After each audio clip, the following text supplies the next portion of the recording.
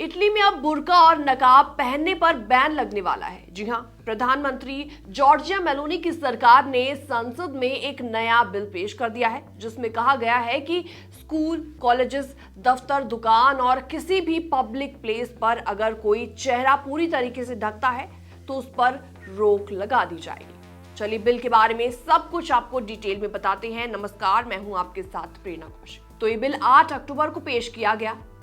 ये bill Giorgia Meloni की party brothers of Italy के 3 सांसदों ने पेश किया है। उनका कहना है कि ये कदम इस्लामिक अलगाववाद और धार्मिक कट्टरवाद को रोकने के लिए बेहद जरूरी है। बिल के प्रस्ताव में साफ साफ लिखा गया है कि धार्मिक आजादी अपनी जगह बहुत अहम है, लेकिन इसका इस्तेमाल देश के संविधान और मूल सिद्धांतों का सम्मान करते हुए होना चाहिए। बिल के प्रमुख प्रस्तावक सांसद एंड्रिया डेल मास्त्रो ने सोशल मीडिया पर लिखा कि धार्मिक स्वतंत्रता पवित्र है, लेकिन उसे देश के कानून और मूल्यों के खिलाफ नहीं होना चाहिए। अब अगर कोई इस नियम का उल्लंघन करता पाया गया तो उसे 300 यूरो से लेकर 3000 यूरो तक, यानी इंडियन रुपये में कन्वर्ट किया जाए तो करीबन 31,000 रुपए से लेकर 3 लाख रुपए तक का जुर्माना भरना पड़ सकता है।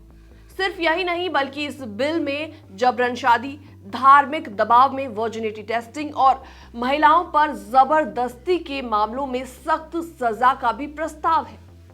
इसके अलावा मस्जिदों की फंडिंग पर भी नजर रखने की बात इसमें शामिल है। अगर कोई संगठन या मस्जिद ऐसे लोगों या देशों से चंदा लेती पाई गई तो इटली की सुरक्षा या मूल्यों के खिलाफ विचारधारा फैलते हैं तो उन पर भी भारी जुर्माना लगाया जाएगा।